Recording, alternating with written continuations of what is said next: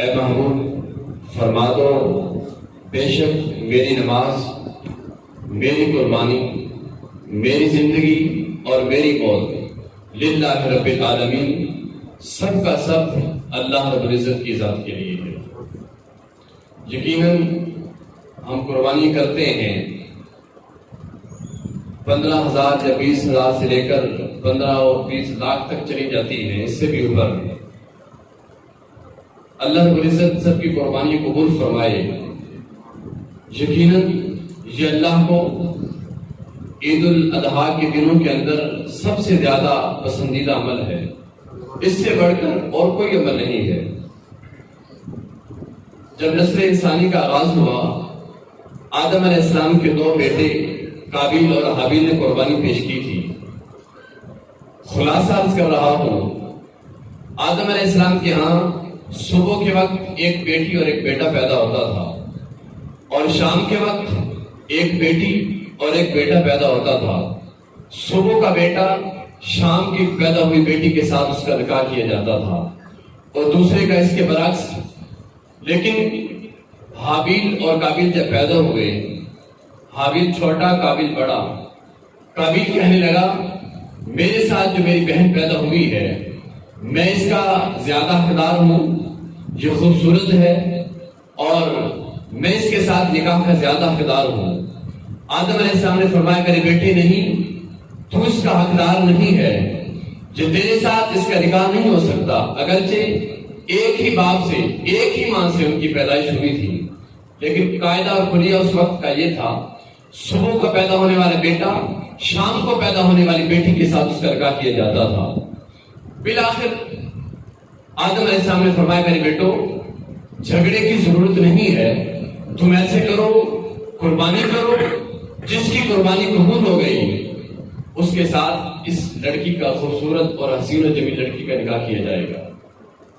حابیل علیہ السلام نے خوبصورت توبہ ذبح کیا، اور قابیل نے ہلکی سی گھٹیا سی گندم لے کر پہاڑ کے اوپر رکھ دی، اور اس وقت معمول یہ تھا کہ آسمان سے آگ آتی اور اس قربانی کو جلا کے رکھ دیتی، پتہ چل جاتا کہ قربانی قبول ہو چکی ہے۔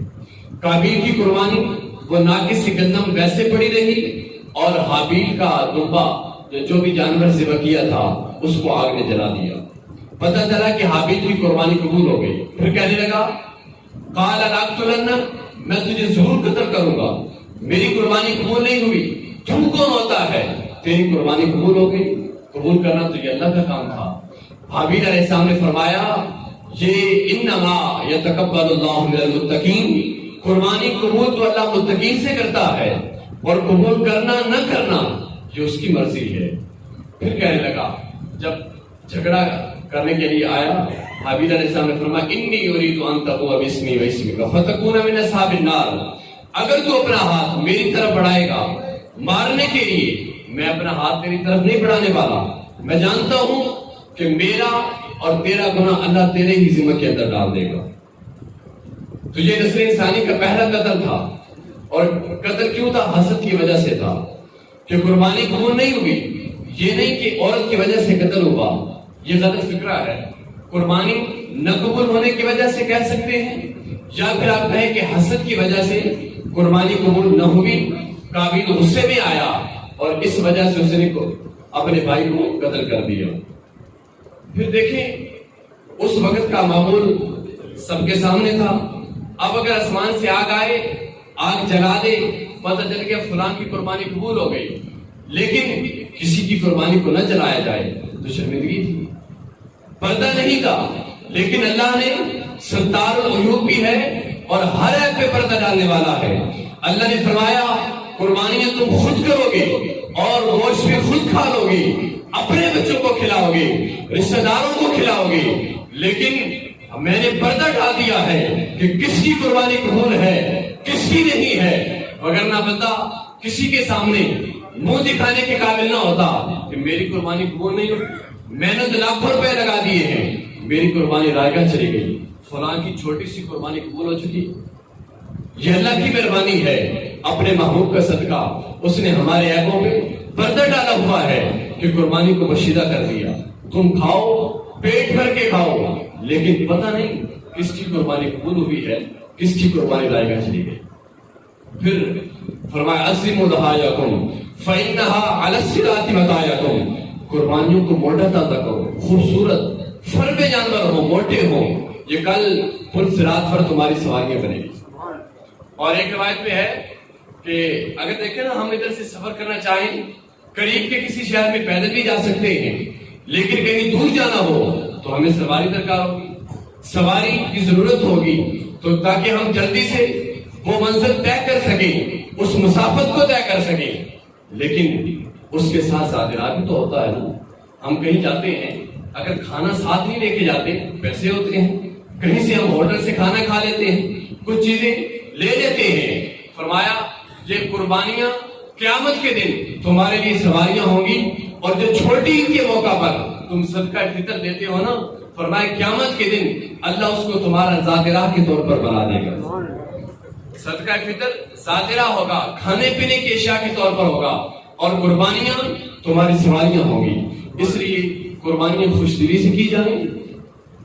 اور آخری حدیث آقا علیہ السلام نے فرمایا، اے فاطمہ قربانی کے پاس کھڑی ہو جائے گا۔ جس وقت قربانی کی جاتی ہے کہ اس وقت جانور کا خون زمین پہ بعد میں گرتا ہے اور پہلے اللہ کے ہاں مقبول ہو جاتا ہے۔